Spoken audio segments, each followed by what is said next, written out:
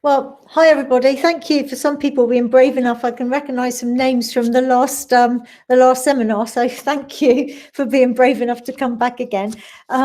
This short workshop now. I'm totally passionate about mental health, children's mental health being so directly related to their learning. So, but mental health can be quite a challenging thing to deal with. So I wanted to try today to just kind of condense down really some of the things I've learned through being in education for nearly 40 years, but also as a therapist. So yeah, can you put the slide on, please, if you would, Sarah?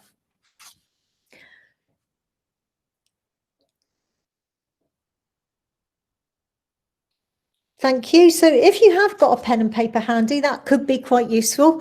Otherwise, just, think your way through as we go. So my premise at the beginning of this session is that everybody in school obviously impacts on children's mental health, and all of us can do a huge amount to support the building of children's mental health. We can empower children to grow and sustain their own mental health, and we must. I want to share with you a very simple definition of mental health, not to oversimplify it because it's not a simple subject, but actually at the moment I think there's when we talk about mental health, very often what comes to people's mind is mental ill health, mental health problems. If you talk about mental health, people automatically think about anorexia, depression, anxiety, self-harm, all those things. But what I am really eager that we do as much of as we can is to actually look at what is mental health and how in a school community do we grow that and help children know how to grow it for themselves and how to sustain it.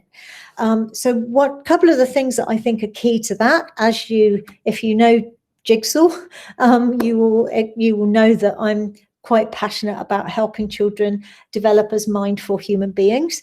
But also the mindfulness is not really useful all on its own, but it's hugely useful if we've got children who are emotionally literate as well as mindful. So we'll look at both of those things quickly. And then obviously we need to look at how do you embed both of those things in a spiral PSHE / RSHE curriculum, because for me, I embed the relationship, sex and health education within a whole school PSHE program, just to be clear on that.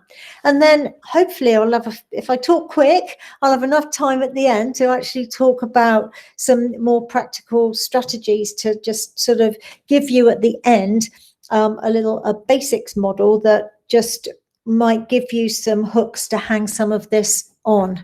So that's where I'm going to try and take us through this session. Thanks, Sarah. So what do we mean by mental health? As I said, very often I have been at many conferences, not Leo conferences, I hasten to add, but I have been asked to talk at many mental health conferences, and I look at the program, and there's all sorts of workshops on all sorts of mental ill health, even though the conference is called mental health. And I'm like, yes, of course we need to know about those things, but actually what would be really helpful is to have a much better understanding of what mental health is and how we help children grow it. So of course we need to have referral systems, pastoral systems for children and we need trained therapists for children who really need that level of help. But what my starting point is that schools are perfectly placed, possibly with a bit of extra training, as we all know, perfectly placed with great people who are absolutely able to do ever such a lot of that tier 1, possibly even tier 2 work on mental health with children. So it just really needs us to be confident about what we do and how we do it, and to know where the boundaries are. Thank you. Next slide, Sarah. So the next slide, I have a question for you. And it seems such a simple question, but at this moment in time, Are you in charge of your mind, or is it in charge of you? And, you know, at this moment in time, probably, I suspect that you are all in charge of your mind. And I certainly hope I am trying to, you know, find my way through this workshop quite quickly. So being in charge of your mind is quite a strong place to be. But minds are hugely powerful, and they kind of do their own thing if we don't keep them in check. Now, it's stating the obvious. I know you know that. But if you can think of times when you perhaps are not so in charge of your mind, I'm sure all of us can do that. Sometimes that's a really good thing, because sometimes not actually being in control, allowing your mind to wander where it needs to go, where it wants to go, can be a really good thing, because sometimes in that wandering comes the inspiration. But however, what I'm going to suggest to you is that the essence of mental health is about being able to control your mind when you choose to. And obviously, if that works for us, it's going to also work for children. Thank you, Sarah. Next. So what does it look and feel like if you're in charge of your mind? And obviously, I'm asking you just to have a little think for yourself as we go on through. But what does it also feel like if your mind is in charge of you? And which one of those would you describe as mental health? You know, both of them can be fine. As I say, you can be in charge, or you can allow your mind to wander. As long as you're aware that your mind is wandering, no problem with it. But if your mind is going somewhere different to where your body is and you're not aware of it, then maybe you won't be functioning quite as well as you otherwise could. So thinking for a moment about some of the issues of mental ill health, if you think of any eating disorder as an example, quite extreme, difficult mental health condition. If you think of that, then obviously somewhere along the line, the mind has hijacked the relationship with food. And when I've worked with folks trying to get their way through whatever eating disorder it might be, actually it's all of the therapeutic side is all about understanding what the heck is going on with the mind to create this different relationship with food, and then how do we work with the mind to deal with it. What I've never found particularly helpful would be to, you know, to exacerbate the problem by talking about diet sheets and food groups without doing this work on the mind at the beginning. So next slide, please. My next question to you is, in terms of children, are your children in charge of their minds, or are their minds in charge of them? So if you think about the children you're working with at the moment, how much of the time are they in charge of what's going on in here? And how much of the time is their mind in charge of them? You could probably think of children who go from, you know, calm to exploding in the matter of split seconds, at which point they're not in charge of their mind. So just bear with me on this one for a minute as I kind of take you a little bit further into it, because my premise is if we can help children be more aware of what's happening internally in their minds and their emotions, then we're in a much better place to help them press the pause button and then choose how they respond. So this hopefully will make a difference to their behavior, their relationships, their ability to concentrate and focus, and therefore to their learning. Thanks, Sarah. So just pause for 10 seconds. I'm going to ask you, what are you thinking right now? And obviously you don't have to tell me, but just focus on what are you thinking right now. And next slide. And now focus on what are you feeling right now. So what I'm trying to suggest here is that as adults, we are perfectly able to observe our thoughts, observe our feelings, and actually be able to express those. So I am, as a human being, all of us are more than able to think and look in on what we're thinking at the same time, to feel and look in on our emotions at the same time. Now, if we can do that, and if we can teach ourselves how to do that really well, as I say, I think we'll be in a much better place to be able to either allow those things to carry on happening, or to stop them, redirect our thoughts, de-escalate our emotions, and so on. Thank you. Next one, please. So here's the question.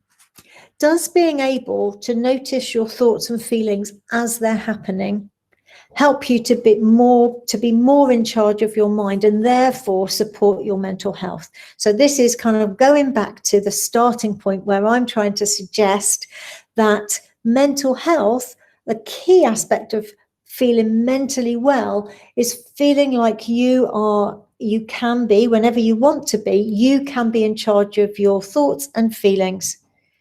And if you're not, it leads to all sorts of mental health problems.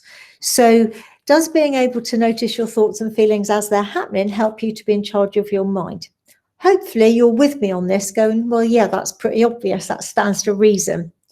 So my next question is, does that help children learn? Could that help children learn better? If they could do this, could it help them learn better? Thank you, Sarah.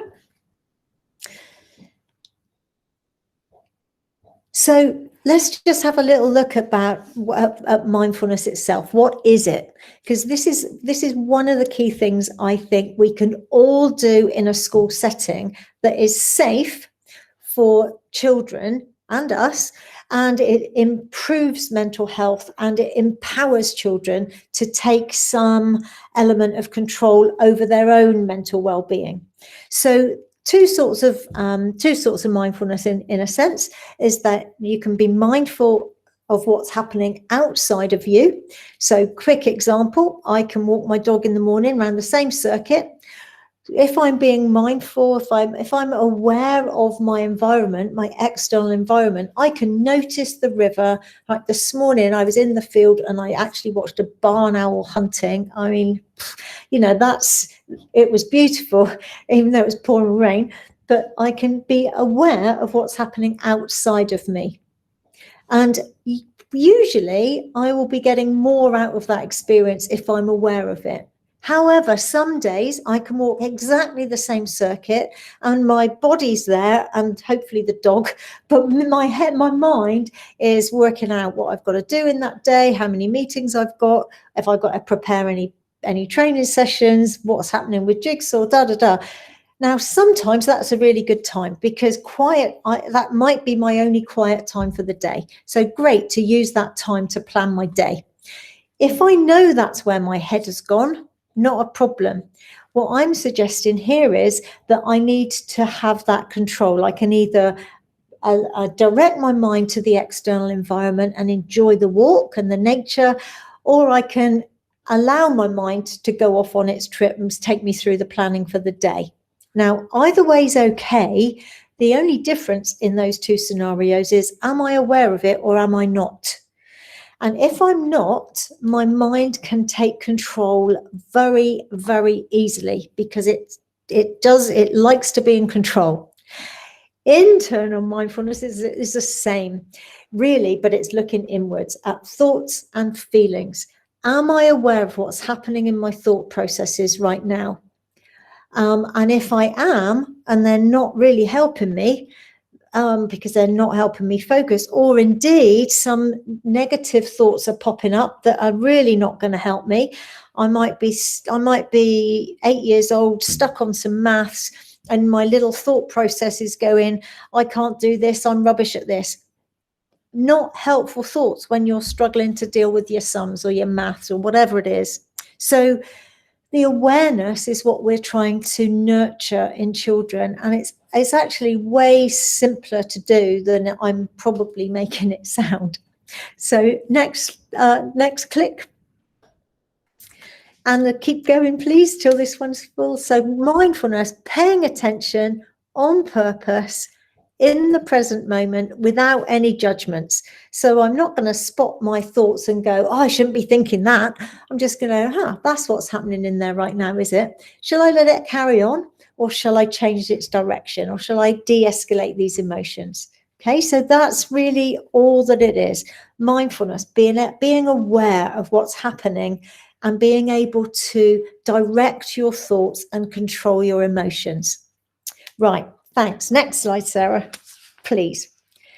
So this is how it works in a classroom. So just if you're thinking, yeah, I get that, but actually, so what? Let's take that example of year 3. The arrows have got a bit skew-iffy, but not to worry. Let's take a year 3 stuck on his sums. Right. Obviously, we'd say, Michael, if you're stuck on your sums, just ask for some help, or just join the orange group, or join up with your work buddy, or just ask me.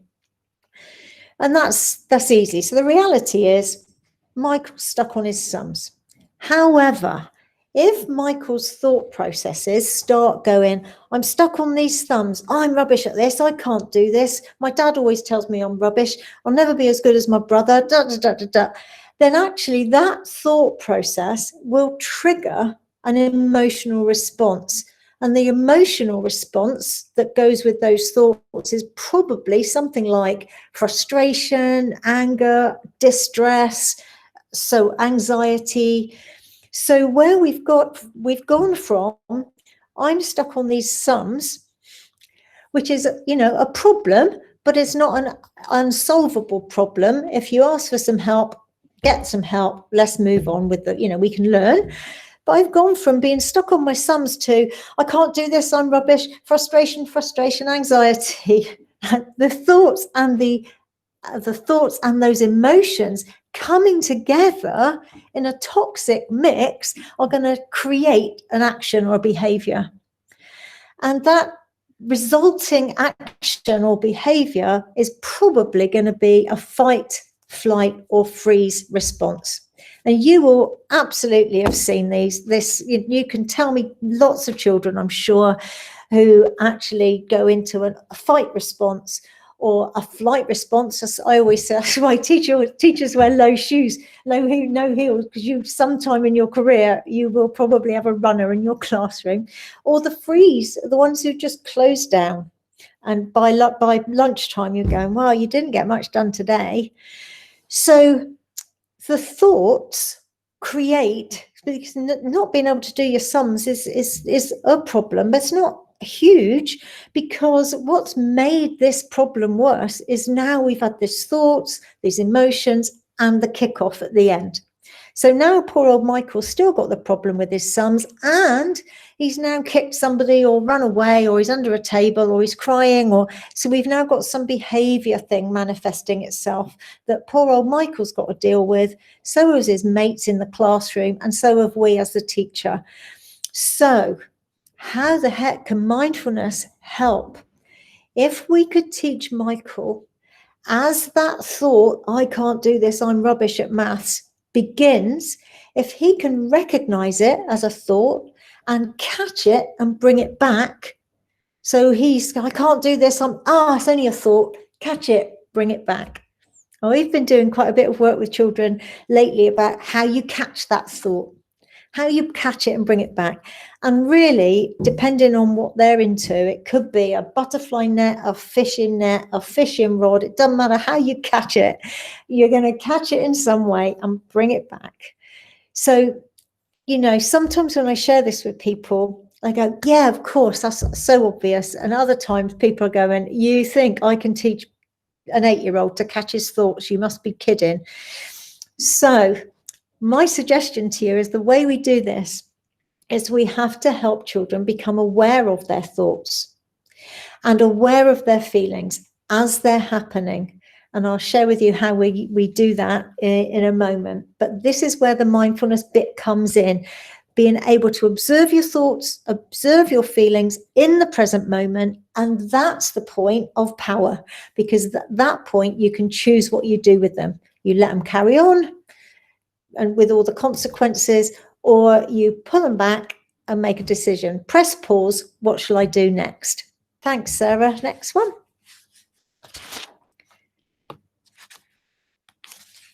Oops, yep, nearly. Thank you. So just very quickly, where we're trying to get children in terms of their emotions and their mental health is into an optimum state for learning, and so that they can get themselves into this optimum state. Now, I want to say that this optimum state for learning is about being even keeled. You know, we can put big words on it like homeostasis, but really it's about feeling okay. And there's nothing huge, nothing too high, nothing too low going on. This is about being even keeled and okay. And we feel okay when we feel emotionally safe. And feeling emotionally safe comes from feeling all these things. Feeling physically safe, like you have agency in your situation. You can be in control of your thoughts, your situation, your emotions, and so on. So you see, all these things are interconnected in terms of children's emotional and mental health. Thank you, Sarah. Next. So,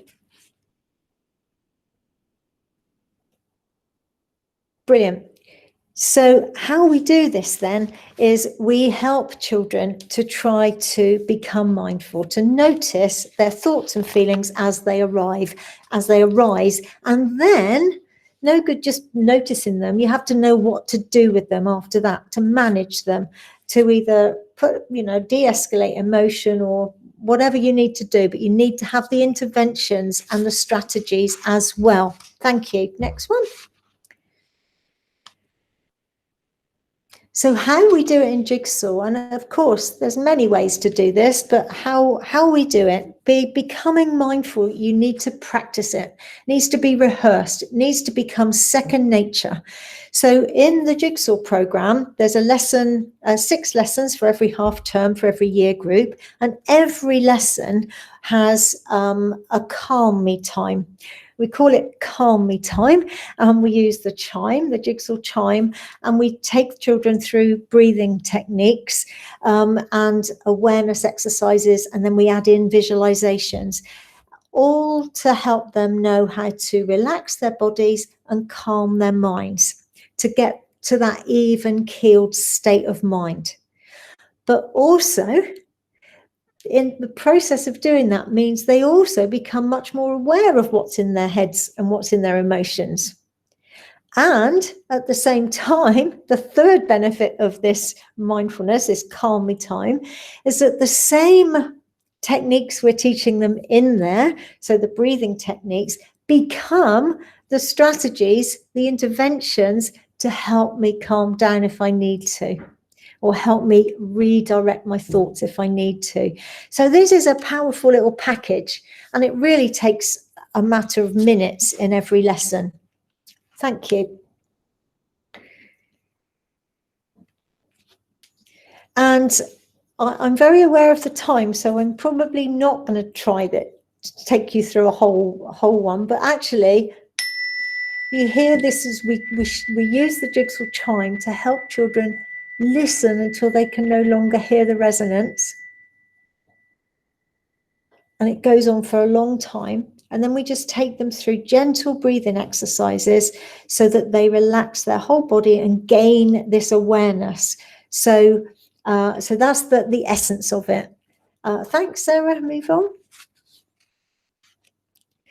But there's no point in, as I said, there's no point in being aware of your thoughts and aware of your emotions and not knowing what to do with it. You've got to be able to have those strategies, those techniques to actually deal with it and manage those emotions and those thought processes once you become aware of them. And just as a little aside, I just always need to say that for the vast majority of children, they absolutely love the calm me time. But when you're delivering that, when you're doing this mindfulness work with children, you obviously always have to be a little bit vigilant.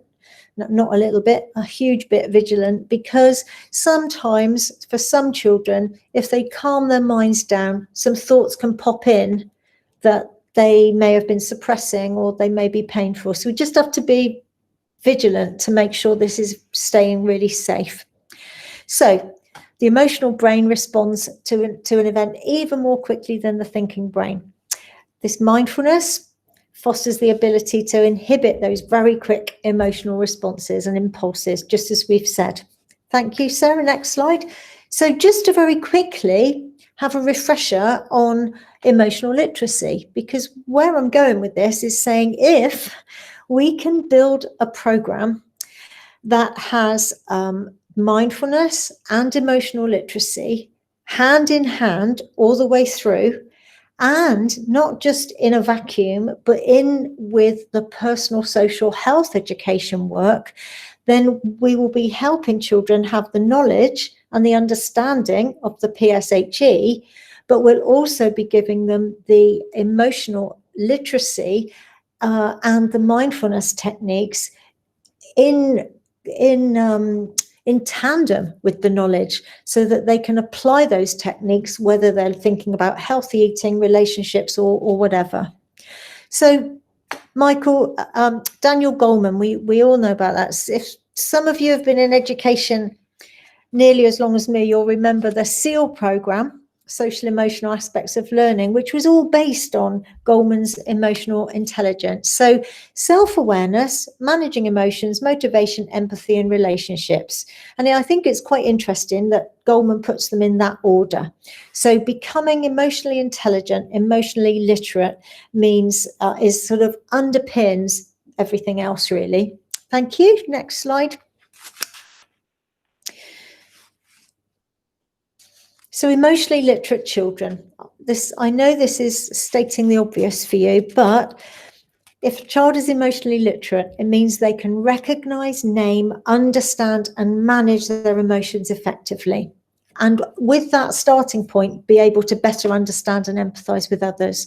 So when I'm talking about being aware of your thoughts and your feelings, that's a great starting point. But once you're aware of them, you've got to be able to recognize them. You've got to be able to give your emotions an accurate label, know how to express them, know about the triggers for them, but most importantly, know how to manage them. So those strategies and interventions. And how do we do this? So this is not new. We know about this. But I think what I've tried to do in Jigsaw is build this in a really structured way, because otherwise, how the heck do you really work out amongst the other hundreds of things that are happening and are included in the weekly teaching and timetable? How do you work out which emotion you teach when, and how, and where what does emotional literacy look like in terms of progression? So try to work all that and embed it through Jigsaw. Thanks, Sarah. Next. So let's just go a little bit more deeply into this for a second. The ability so breaking down those first couple of steps of emotional literacy. What is emotional literacy? The ability to recognize your emotions as they happen. So we've talked about recognizing those by building mindfulness. Name them accurately, understand the triggers, express them appropriately, and then regulate them appropriately. Thanks. Next slide, please. So how the heck do we do this? And if you're planning your RSHE or your PSHE and trying to put the emotional literacy within it and weave it through, how do you start? So there are 4 gateway emotions. So if you're trying to think about this huge realm of emotions, how do you even start to break that down into which emotions children should learn about when? So thinking about 4 gateway emotions. Thanks, Sarah. Gateway emotions, really, we're talking in all these hundreds and hundreds of emotion words. If we were going to try and sort of group them together, it's quite straightforward most of the time to group these emotion words under one of these 4 gateway emotions. So sad, happy, frightened, angry. So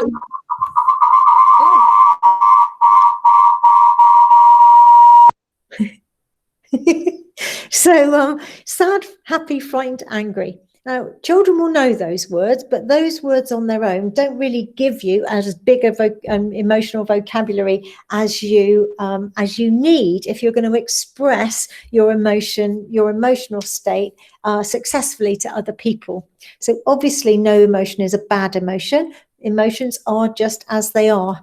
Sometimes it's how we express them that gets a bit antisocial. Okay, next one, please. So if you could you press it again, Sarah, because there should be something on the end of each of these. Yeah, and again, see if we can fill up this. Yep, it's gone a bit crooked, but never mind. So if I was with you, I'd be asking you to write as many words expressing anger on a different post-its as possible. And your upper key stage 2 children could easily do this activity. So what are the words to express anger? And then I'd ask you, or I'd ask the children, to imagine that there's a continuum. One end is this is you're just starting to feel a little bit angry. It's the beginning of that process. And then the other end of the spectrum is high intensity. You're just about to explode with all this anger. So with all your anger words, put them on the continuum from low to high intensity. I remember, always tell this story. It was when I was asked to work, when I went self-employed in 2010, one of the first schools I went to work in I was asked to work in a special school. As you can imagine, it was mostly boys. And they said, please come and work with our year 9 boys because they're so angry, we can't do anything with them. So I got angry in year 9 boys. And one of the things I was doing was this activity. So tell me what words you use to express your anger. And they had such a limited emotional vocabulary that the only way they could actually go along this continuum was to add a different swear word in front of angry every time. So I'm a little bit angry, I'm a bit niggled, I'm a bit pissed off, they'd say. And then they just added stronger and stronger swear words in front of angry. So all that lack of ability, that lack of vocabulary just adds to the frustration. So my suggestion here is we are going to do all we can, obviously, to teach children age appropriately there's a good range of emotional vocabulary, not just for the sake of it, but we're also going to help them accurately know which word to use to express which emotion and the intensity level of that emotion. So this is quite a complex process. And with all the other things that we're trying to do, it felt to me like it would be easiest to structure this and weave it into a PSHE program and use that as the starting point from which this work then permeates out across the curriculum. So where are your children in terms of their ability to verbalize their emotions and their emotional vocabulary? Thanks, Sarah.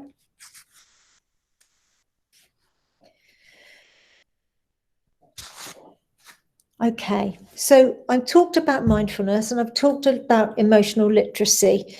So how are they connected if they are? Because if they are, and you agree with me that this would make a significant difference to children's mental health, their happiness, their ability to learn, then actually we need to be able to put emotional literacy and mindfulness together in some way that enables children to do this for themselves successfully. So if you're in charge of your mind, are you also in charge of your emotional state? So if you can control your thoughts and you understand what's going on in there, does that also mean you're able to control your emotions? If your mind is in charge of you, though, is your emotional state connected with that? And also, because if you can't control that thought process, then highly likely that that's going to trigger emotions that you're not in control of as well. Okay, thanks, Sarah. So how do we fit this together? How does it fit together?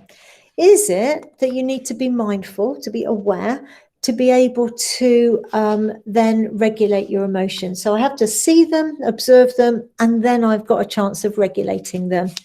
Otherwise, I'll be like Michael, it'll just all be out of control. So emotional literacy will be enabled by mindfulness. And I'm trying to suggest that this is the manageable stuff that underpins mental health. This is the stuff we can all do every day in school, and we can build it into a structured program.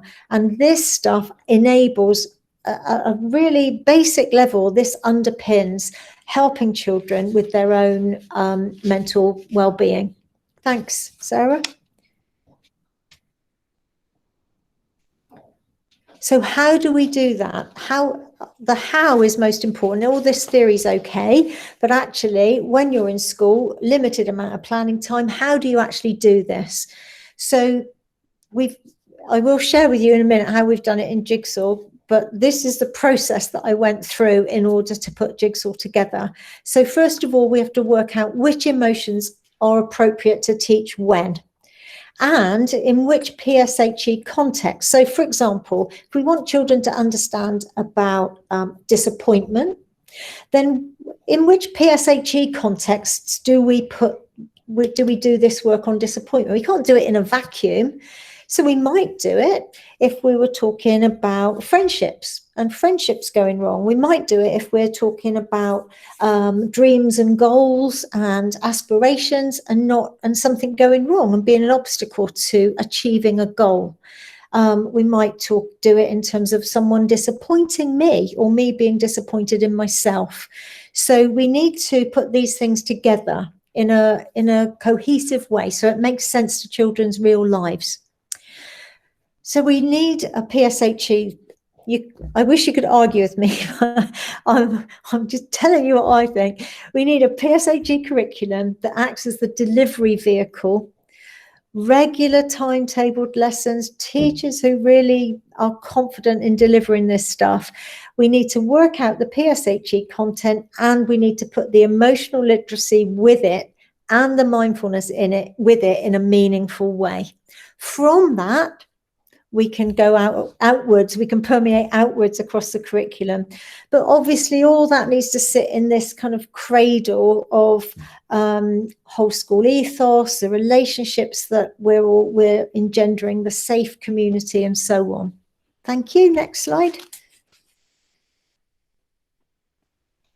So this is how we've done it in Jigsaw, and please don't think I'm trying to shove Jigsaw at you. I'm just, sometimes I think it's okay to have all the theory, but then if you see how somebody else has actually achieved it, it's sometimes useful as a if you're halfway through this planning or wherever you are in the process.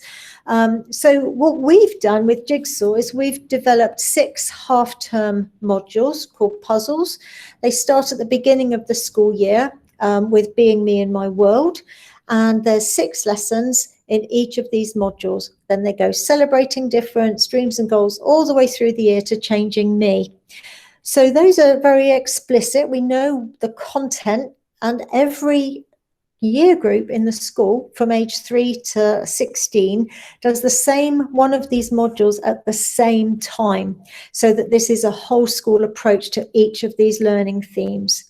But as well as that explicit work, all of these themes on the right here, mindfulness, relationships, and so on, are all woven throughout all of those puzzles, sort of golden threads that keep reinforcing that learning. And I think keep making it personal to each child. Thanks, Sarah. So, and again. Lovely. So this just to show you that this is the long-term sort of overview, the 6 puzzles going across the top and the year groups down the side. So across the page, you can see how the learning progresses in terms of the content, how it progresses across each year group, but very significantly, you can see how each module progresses as you go up through the year groups. Thank you.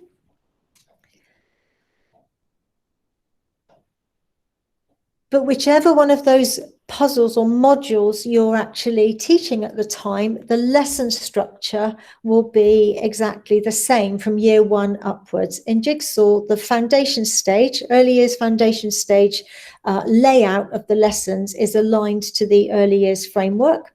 We've nearly finished aligning it to the newest early years framework, but year 1 upwards, this is the lesson structure, and is designed not only to help the process of learning, but also is designed to do all of the things that we've just been talking about with the mindfulness and emotional literacy. So the Connect Us at the beginning is all about social skills building. The Calm Me time is this mindfulness practice.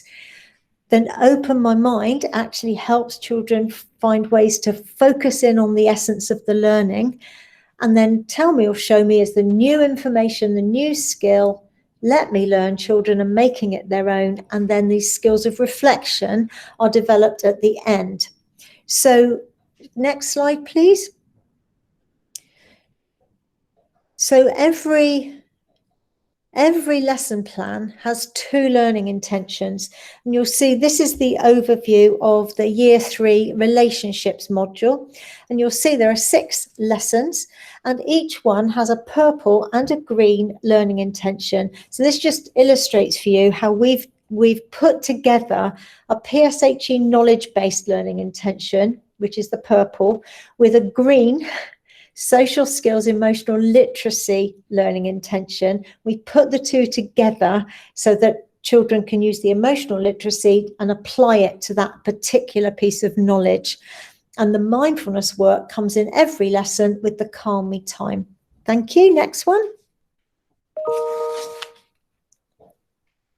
So you'll see, you can probably just about see the 2 learning intentions at the top of that quite detailed lesson planning. And you'll see the Jigsaw charter, the Connect Us, and then the bottom of that first page, the Calm Me time. So the same structure in every lesson, so children just keep building these skills. Thank you. And again, this just the same again. This is a puzzle map. This just shares with you what the relationships module looks like in year 6. Again, just showing that the same structure, purple, green learning intentions all the way through. Thank you.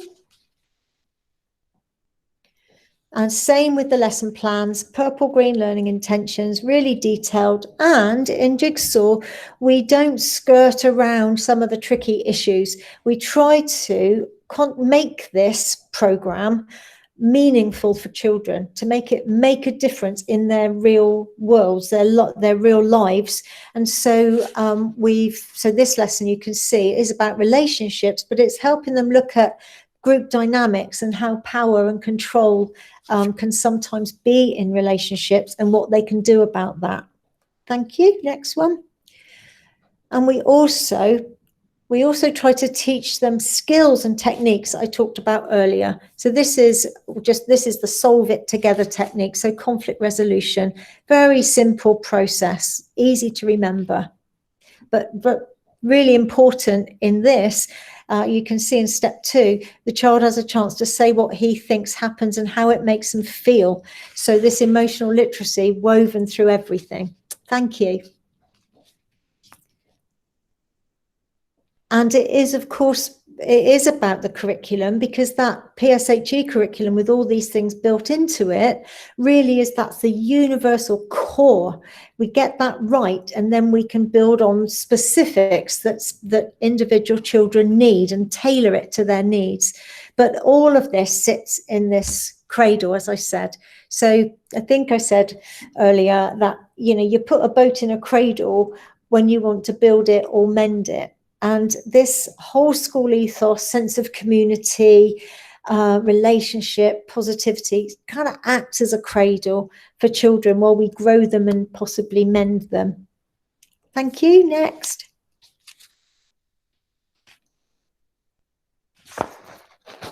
And then the last 2 things I really want to share with you is that all of this, really, the mindfulness, the emotional literacy, the quality of the PSHE, the impact of it, is only as strong as the teacher delivering it, only as strong as the relationships that we can create, so that we can create that safe learning environment, and so that children really do feel that they're important and they're cared for and they're valued.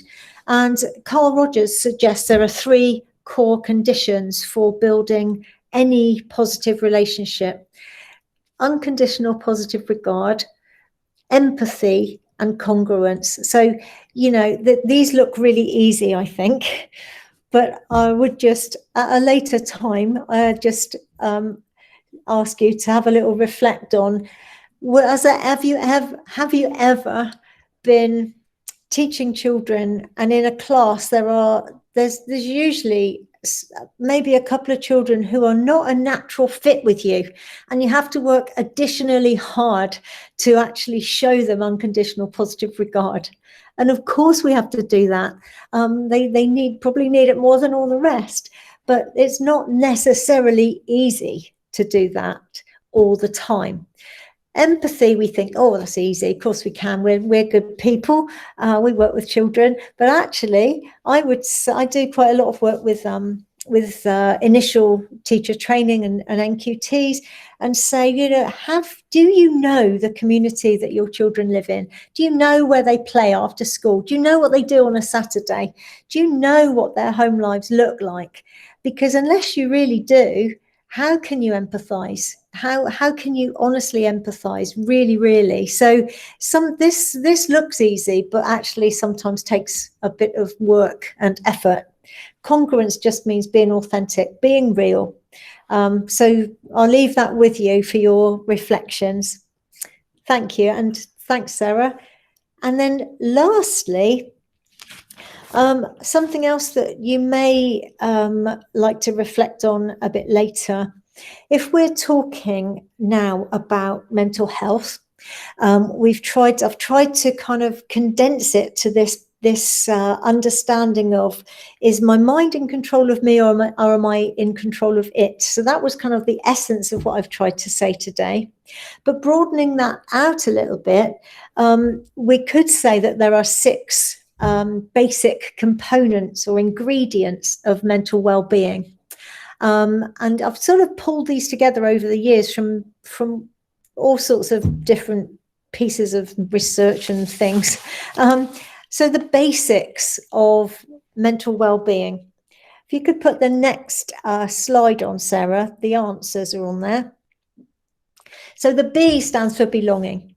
So, you know, all of these are pretty obvious and pretty common sense, but what I'm trying to say is, can we ensure that we're making sure these things are there for children in a structured way, and we don't leave it to chance or osmosis? So the sense of belonging is a human need. If children feel that they belong, then they feel safe and they feel valued. Aspirations. People need to be able to aim at something. They need to be able to have a goal. And so aspirations are important. And for many, many children I've worked with over the years, it's been a question of raising those aspirations. And then the last school I taught in was actually a boys' grammar school. And occasionally their aspirations were so inflated that it was the other end of the other piece of work was trying to temper them a little bit so that they would be able to achieve them.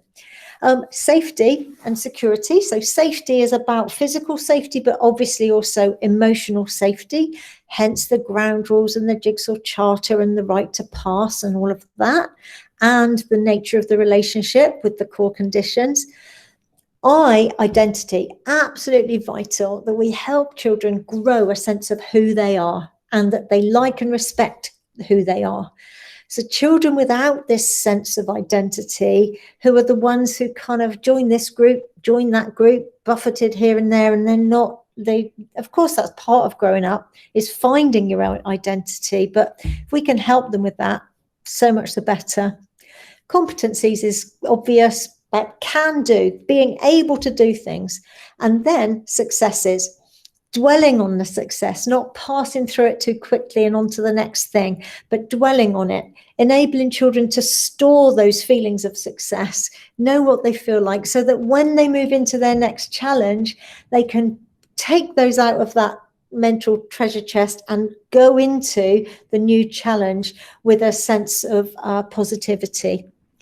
So next slide, I think, is the last slide, Sarah. So I hope that there's been some things in there that have given you maybe a bit of clarity, maybe something else to think about, or at least maybe reinforced what you're already doing. So thank you for your patience. And I'm sorry I can't have a proper discussion with you, but if there's any questions, please just shout. Thank you.